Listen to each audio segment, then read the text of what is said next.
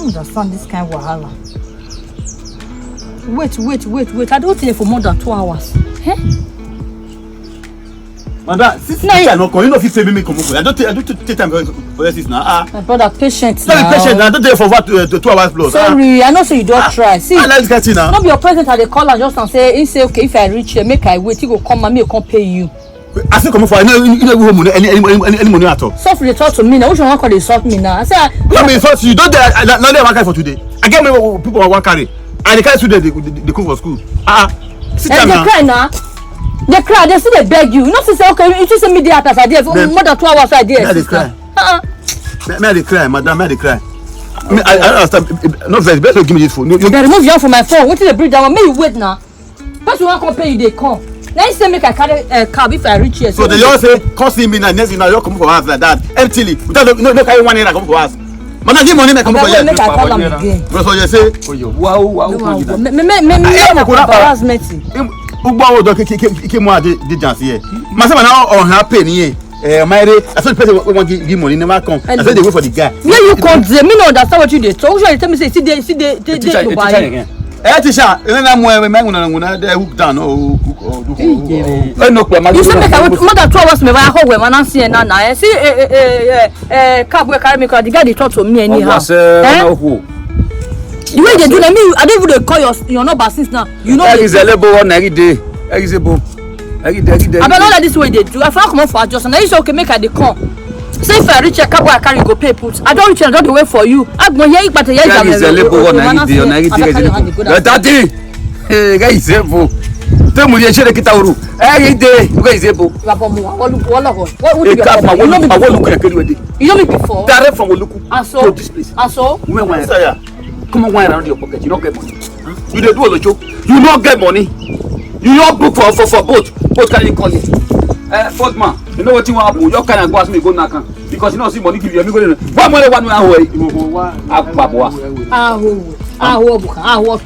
way. Here.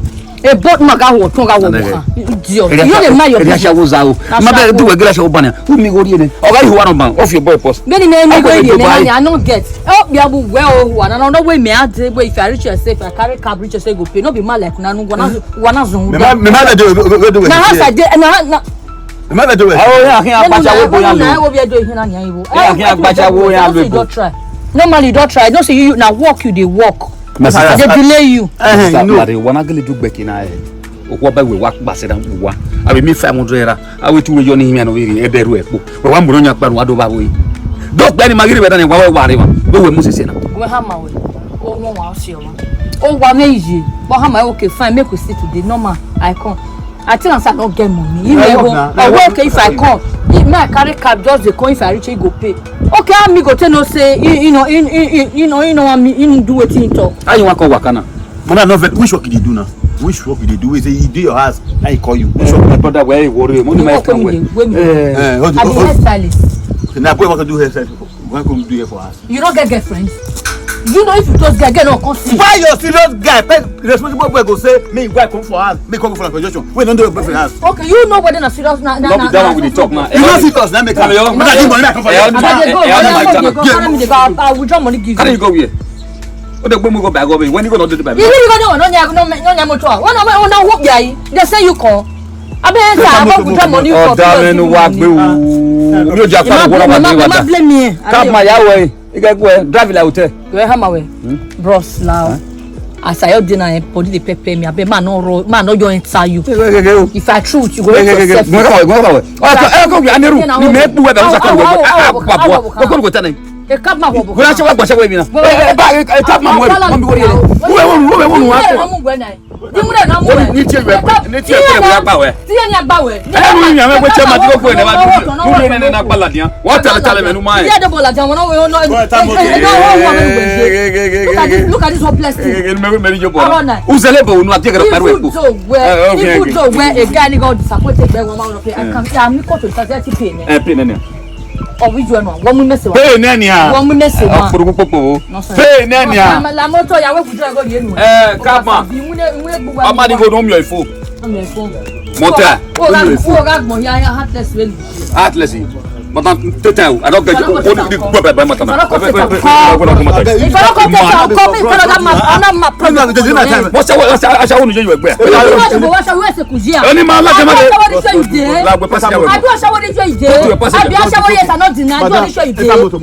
your house. Even if I the house, I go house with person like you, young son of good know who have been waiting. Address ya Ambosaka, I go record her. He go record her. You boss of 2000. Boss na bro, bossy. Me we gonna ni wa de sabu. Lare madam. See them. Docteur Bruno. Good, papa. What are you? Bruno ti wa mi emu. E won tan yiri. Ina wa mu fe. Yeah, you are a party wa we. So, oye to hoy.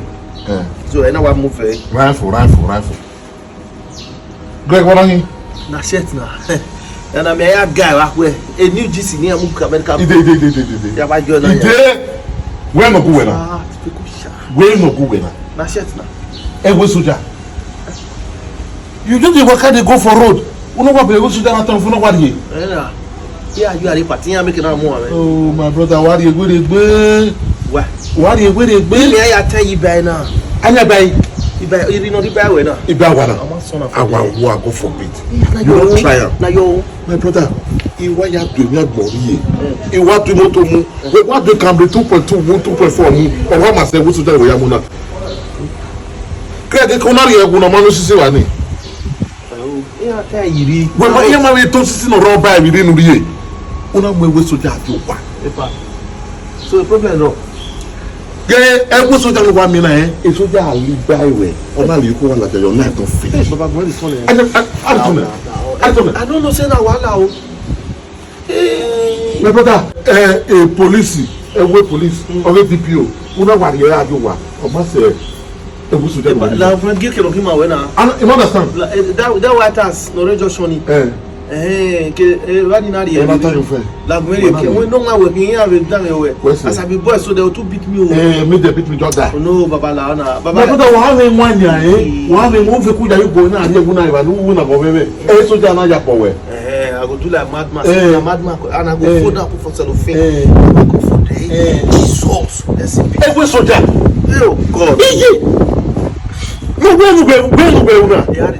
Big soldier man. Yeah, return eh. We dey we am bibi. We na me we imi madman. Na mo fwa. No, I say madman carrier. I come out for your hand. Say this one na Nigeria itself. My brother, they go still land you one clean slap for beating it alone. The beat will come low. The beat will come low. Go try yourself. Oh. Go try yourself. If you dey go pass that chemist store, buy paracetamol. You go say where to am yo. No, I beg now. Me that still follow me. They will respect you. When soldier go come when soldier touch you, if you want last 50 years, you go remain 35 years. When you want to go, they must be 15 years come for your age. Talk people they pass there, they don't take one. Go that idiot. What you want? Talk about more.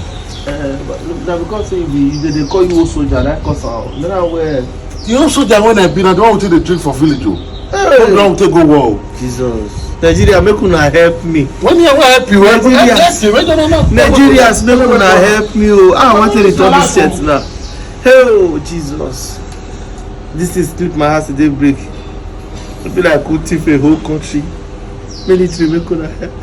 Oh God, where my first cellophane to return now. This thing cannot remain in my hand for the next 1 minute. Hey Jesus.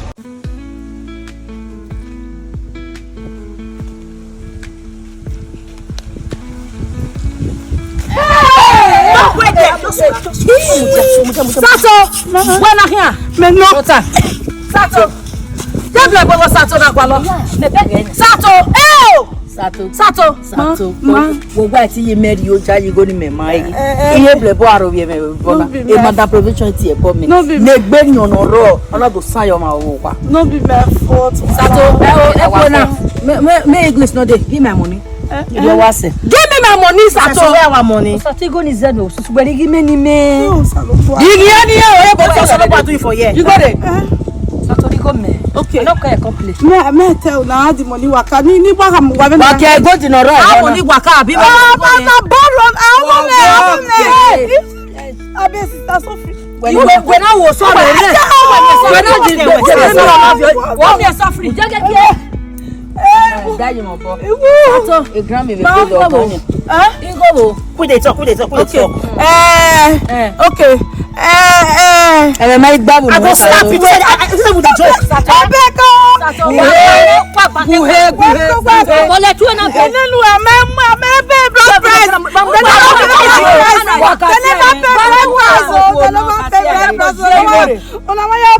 Everybody they see. Okay. Wetin happen be say na my boyfriend. He say I give my boyfriend. He say he borrow from my hand. I use am go Libya. But he say finish abroad, he go bring the money come for me. And he never cross now. He never even cross now. He never even enter Aduro camp. Ama so amu ne picture bo gwe na owane oga ama boti ma migi ma. Oyere Libya sato. Oyere Libya. Ama cross that lady. That lady wala na. Okay, we go tebe. So na you say make we go sa. When we want sell our money. Okay, I'll go one village. Why you want to see your money gwe kana? Agwapo ni emu go na. Ama cross Libya. I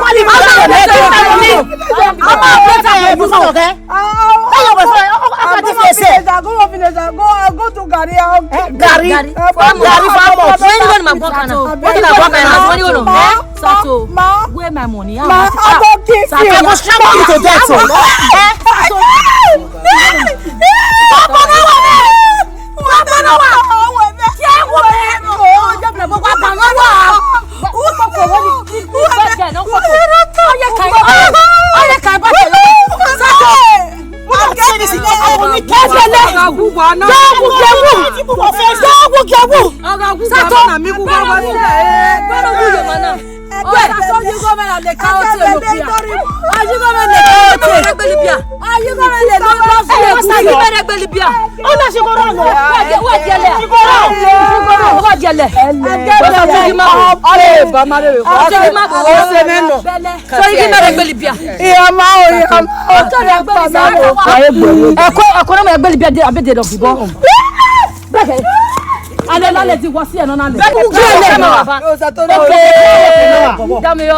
Mana provision. You can't mama we plan working. Yes na. We go kwano le. Na wo kwano le. Uba we. We go kwano le. La lady wa bi go me. La lady bi go me. La wo go bi go me. What can we can do no baba. We go me la lady. We go kwano le. God the go stand. Wa kwano le. God the ma umari osatore be ri go ni. La ri go me. Ri go me. Unwe kuriye. Ona wa kwano satore. Ejena. Wala wo. We agwa lere wala o. Wa agwa lere. O han te bi ato me. O han ni. O satona ni ki me le kaote. Kaote. O da fo wo we bo ni mu na wo regbeli bia. No be la we bo. Igi me na wala. Ona wala desert. Wala wo. Hey, koko pa. Idu satona wa ti wa so tawa kwa. Na me ku emi. Igwe ni bomo egbo no wa ovu. E mata na ye police kan na ende. Exactly. Gbodo ya mo ma so nu gwagwa je na ori egwe me. Ubelagbon. Wala o. Ori egwe me. Wa do police mu me. O sa to we ni je gan. Evangelist ore na egbe wa wo na. Abe ya na social. Egbe ya ko. Because when I preach my sin, I say like 15 na. But I need the more salt. It's a wabe wa wo. The Lord bless you. Bless you too. Me wa be wo wa hia de bani. The spirit of God na we ni go wa go. Ibi ba we wo. Spiritual really marina. So wa be the spiritual me ban we otemena. That we are low yaka why. You know so about what you do. How why? Why? That we boy in affection we yeke. Prophet in we wa many here. The remi me na wa beg na me go egbo na nia. Where are you prophet in Huna? Yeah. Oh well Linda. That is so what am I? Anywhere Linda madam provision. So about go me. Holy Spirit where Ohona. What that find you 5 million. Okay. Thank you, Jesus. That is what the Spirit of God just said now. What that find you 5 million. 5 million. And who I know where you know? Quote me wrong. Yes. Where you know? The beggar even in the realm, madam provision our fashion with him. Even in a no matter better or not. Or taking. I went out to spend money to make sure where or remove our money. Holy Spirit, you know they lie. I see him too. Yes. I see him. Take her easy, So man. I was saying now. Be careful. Be careful. Be careful. You have to be very, He very only had sensitive. destroy where you like you Pastor. Now they can church you, Eji. Just we work with outside. We are society quarter. Yes. We bury transformer in our society quarter. We tie road in. Yes. We work one is the second lane. We just more worry just. Now the days in Yahweh service. Wednesday, Friday, and Sunday. Who send at your church? Fridays our pastor come in May God be praised. church near Who send at your church? Pastor, who beg it, who beg it, I don't have beg it. I beg your pardon. Who are beg it? Pastor, everyone has yet to see you now. Why tell me no Pastor, I beg your pardon, please. Because I'm going to feel now.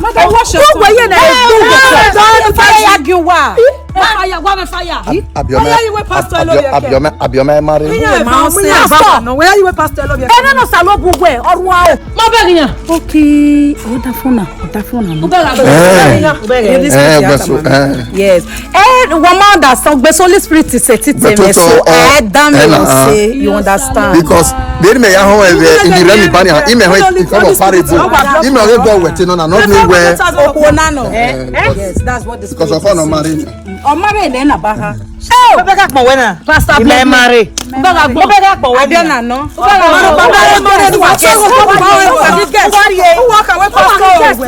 Wow. Area where I see here. A prophet in Orwa. Prophet in Anya Moyo Ekun. Ti me gele gwa won do. O ma te si ezone. I remember 500,000 me. Ya maneko. 5 million. Area gwa ni bun. Area gwa ya deceive only the name of fake prophecy. Gele gbiyan zaza ba mo ko le prophet ni we. Ona. Wanya E won ye te wa obaye wa mo ya te wa mo video ogie church oge mama. Disgrace disgrace every. disgrace okian me. Eh pastor ni me awanya mo ye kun be Sunday. Ya worry abagbon. Wa warrior.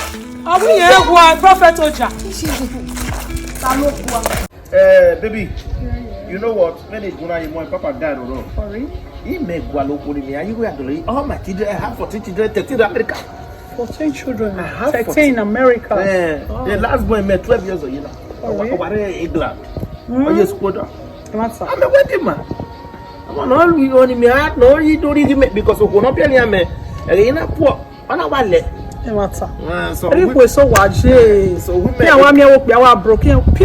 for the past 10 years, he may was go open married for the first days go to get pregnant because a 4 liter amune for yeah, but a boy, my boy, but now we have 4 liter.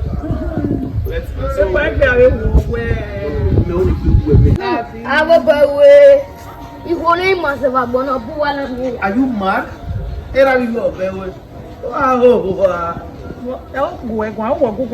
indirect ya go gbe tell me we are doing we no boy eri ya wa ye teku o de we ni eri wa re teku obi ye sagi ye gbogbo so what do we so I expect so when it came back when we love you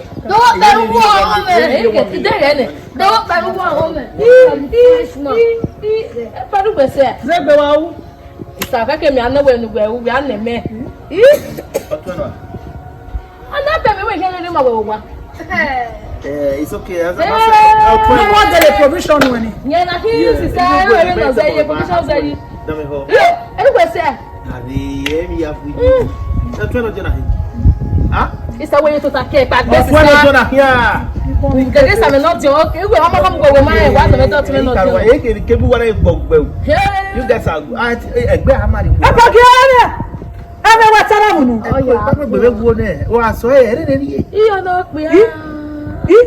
Iya dieti. When you what we should nekere go. O ma e do no je. Ani ono me go we should na hina wo do. Ani ono ma do na the test it. E dem na do. O we ya go yo je we na hiba to ma. Yo no hu dana. Ibi ka si awe won mi do na. O ko do ni ade do aye mi be jan awa bo awe de ne. O go gbogbo ya. No, wa bo wa waji. Mama. O wa he u do mo ibi jefa. Where are so? O do mo ibi jefa mi do. Forget that thing, my brother. In America? But I was say, me tell me say me play radio play. Out of 40 today? Shut up, my friend. What E pa we dun a. They won't waste it. Hey, welfare way because my son. It's okay. O we dun a. Get the ne ra cow. Ge ga o ge. Azo him. Oma no mu dide vazana mi o. O ga de glegbe we. Yes, answer. They can no worry. Not no. You will make it. What suck your breast, man. Don't suck your breast. E gbe pa yo nu. Oh, pack up the water. Well, you know, women black. Me. E pa gbegbe. E pa ready we na ju na gbegbe. No, it's okay. It's okay. E pa gbegbe ni. Ni ju na ku me de ni ke we. Anything with you now. Oh God, e pa. Mo pe ye gbo we pa pe pa. Oh ye gbo. Apo what's that woman when it no ke drag na ri o te na ri o te. Any mo ye billing. America espera. Papa slap. You know the money billing 1 million. Bueno, so I'll still give you the okay, Larry, or 2 make it. Exactly, what I'm here. Imagine no gbo wo na no.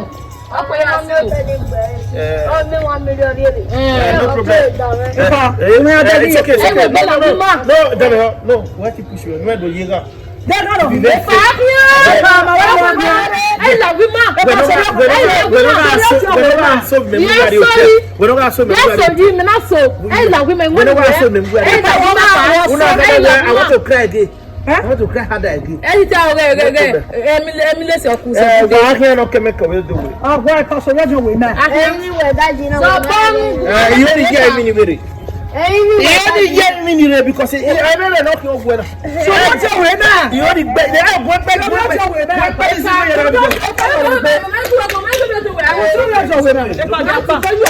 You must be a nuisance. I'll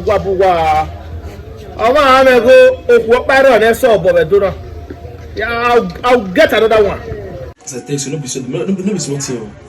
Even to the estate, you can book a house. Yes, I was watching. I became one, but I became saying, "No, I will come and leave me." Now I say, "No, man, where? This is not supposed to be." Okay, which work you want to do for you and no one will do for you? That's all. No, they say your wife. Are you that one not pass? I take no, the other one is pass me. You don't even reach to marry. You don't reach to marry.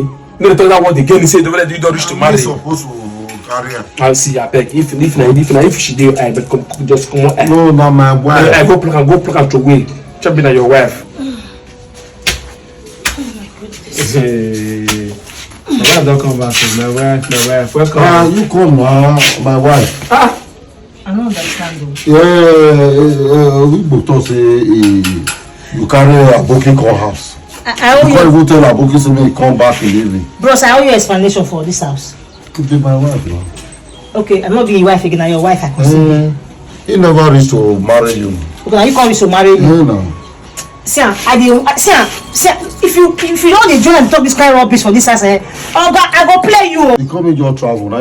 You midday available now. Why you think you use a booking? I don't suffer. So if woman not get husband and they can't see finish, like be all this one. You no get husband, me no get wife. No, Joe, Kuku. Don't mind this one. This one don't get level now. Me na experience now. You where woman run leave. You know me. Okay, you know me. That one will be my step. Second hand. You where woman run leave. You will be second hand. Sir, you this useless boy. Now you cost. Sir, what you depend for? Now you the cost of this rubbish for this asshole. Sir, I go in judge you. Why you calling rubbish for this asshole? I don't say what I go break your head. I go break your head, oh. Hey God, I don't want you. Oga, see, I not get joy. I not get joy. You choose one. Respect yourself. Choose me. If Hausa man, Aboki come, I tell her say make he come do something. He consign you. Anyway, I don't already cook for him. Make it a pain now. You never see anything go pain now today. Yes, my wife. So I know say you better talk of this was, but this man not be blame. That's what you be. Okay, because you call, I just tell you say, so what happened? Go. You say something about my own woman to me. You say man, I don't tell him. I get small respect for Bernardo, so you finish. See me finish. You know, say no. My wife, no manner is man, useless. But sorry. Too much for Aboki now. Aboki people. How they concern you? All those. They concern you. Wait, why did you narrate me for this compound? I don't narrate you. What's it gonna happen if Aboki can't see me? What's it gonna happen? What be working? What help me work? You get what they do. You will be useless boy. You don't get hands work. Nothing. Sir, okay, even you from morning till night, you don't get what they do. You could not sit down for this chair from morning till night. I pity you. My children build a house. Okay, I was once a big man. The day when your children build us, now you come, you follow us, they drive passengers. Now learning process. At your age, almost 60 years. I did learn how poverty they do. But you better learn now. You want to learn? No, not learn come where I do. Not your learn come where I do. You, no wahala. What your matter? I go just praising you, make you die. Wallahi, what I go do you? Thank God. We'll poison you. Go like that. We'll poison you. We'll go. Me day I must say I'm married because it not be your level. Before you come, serve here. If they beg me, I marry. Now me just say my affair they wash her face. Now you come now, you can't they put your mouth. See you now. You see another as it did talk to me now. I know what to do. My children now they don't build house. Very soon now they will come carry me now. They will give me more to give everything. I will leave you for a year. They come they talk to me anyhow. Very pity. I be say better person. I'm not saying that's so useless. You be very useless human being. The people they pump up say as in you know I come back if I give you one blow you're there. You be very condemned human being. Okay, because I tell you say something they happen you call this one very new woman person your wife will leave you. You know, you don't get one head. One common head you never get. You're very useless human being. I don't blame you, Shao. If I blame you because they talk me many talk. They tell you how my wife still love me. I won't see that for the ass. But myself now blame. Maybe I don't blame. You be very condemned fellow. I'm going to my wife won't cook this now. I'm going to chop it. Nobody can sit down. Can't they follow this? Only believe I know how they can get a cool now and then. Nobody's not good that. You very stupid woman, you know. You won't see you. Go meet her. That thing we want give you, may go give you, may. Yeah, okay. You go so kita now. I'll carry your cocoa go abeg. No. Go the thing now. He won't give you the thing now. May you quick go. All the okay go. Okay, they can give me one. You know one. They go. Yeah, go. Go and eat you. Okay, you hear you.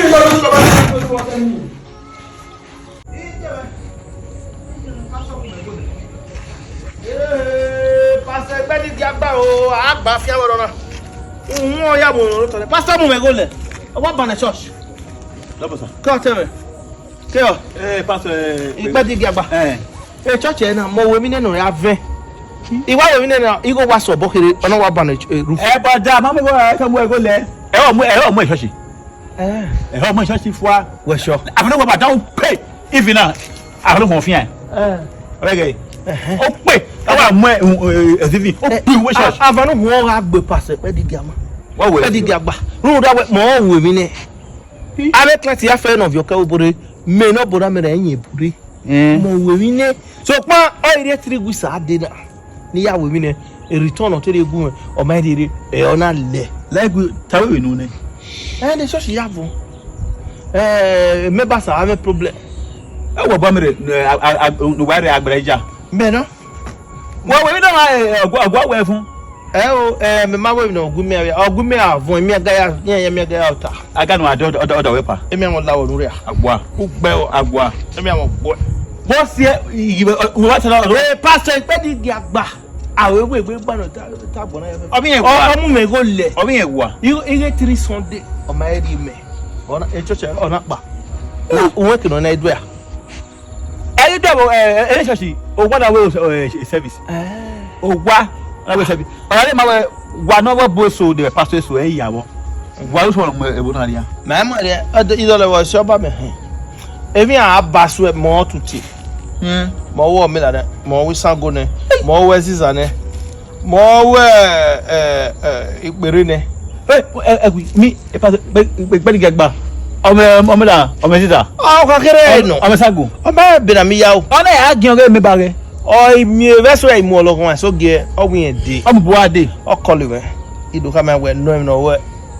oi come anyway ye for ever me any ya ka me ma ya fe no regwe ni awe gbe adelita ye ka me no ta me ane oi ve every Sunday to yare remit me uta or quality offering that oi dey 3 weeks o ma dey go me we how long one have you me wa of yogi mo gwe gba o lo kan na ne meba se what na wa ye do ho e ma wa olokan mi ma we of yogi olokan no ru ta bo na hu e no ho aya mo wa anyway David wa ya gunu e wa le church every day to le guy o mu e ta ko e do boy o vi me no ko ne kere o ho we pass pe di we ka me we wa na duko Sunday no dinner o gege me o wi ko ge o bi a wo church o ge o ma kan we e da ya mu no obun we ni me ge no ya do e mo we ne o ha ma na gbon na do a ho nu e na gbon ri anu e kan wo u me nwunu iwe le go me e bo ya fe na ni we se na no gbe be se so o ga gbo egbera gbe yu e se o ga gbe o yu je bera